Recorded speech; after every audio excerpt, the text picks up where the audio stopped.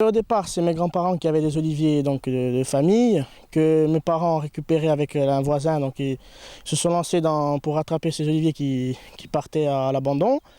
Et puis après, l'amour de l'oliviculture m'est venu. J'ai commencé tout petit à 6 ans. Et puis maintenant, je me lance dans ça. Alors, quel a été votre cursus scolaire? Comment êtes-vous venu, je dirais, professionnellement à devenir oliviculteur? Du collège, je voulais faire le lycée agricole.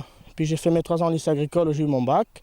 Et puis maintenant, je suis dans le parcours d'installation JA et où je compte après aussi, en plus de l'oliviculture, me lancer dans l'élevage au vin.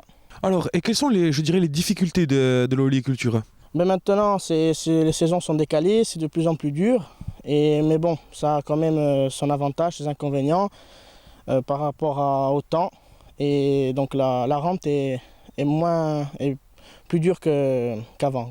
Rentable, si on fait que ça, à mon niveau où j'ai à peu près 200 arbres, c'est pas vraiment rentable pour en vivre. Après, si ça peut aider en plus, disons, ça fait un plus. Cette année, est-ce que ça a été une saison à olive? C'était une saison olive, une très bonne saison, une floraison magnifique.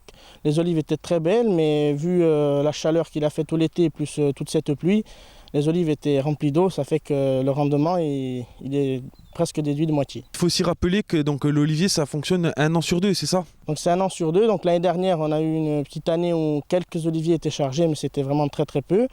Donc là, normalement, l'année prochaine, il n'y aura rien et ce sera dans 2 ans. Si on fait une mauvaise année comme cette année, l'année prochaine, donc, il n'y a rien, donc c'est vraiment c'est pas très très bon.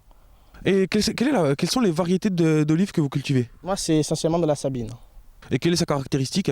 Déjà, c'est une variété qui est vraiment propre à la Balagne, qu'on retrouve essentiellement en Balagne.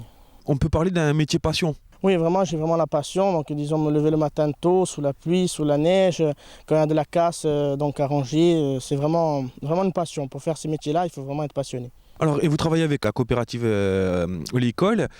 Comment travaillez-vous avec eux? Alors, donc, moi, quand je ramasse, je préviens avant le moulinier. J'appelle, je dis voilà, j'ai à peu près tant de kilos.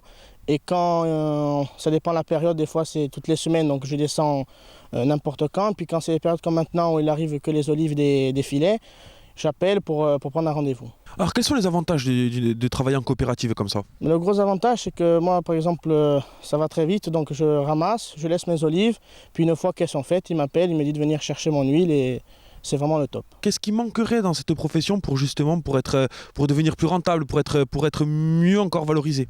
À mon niveau, ce serait de la plantation, faire de la plantation disons, combler les trous dans des terrains, comme un terrain où il y a 4 hectares, à peu près, j'ai une trentaine d'oliviers.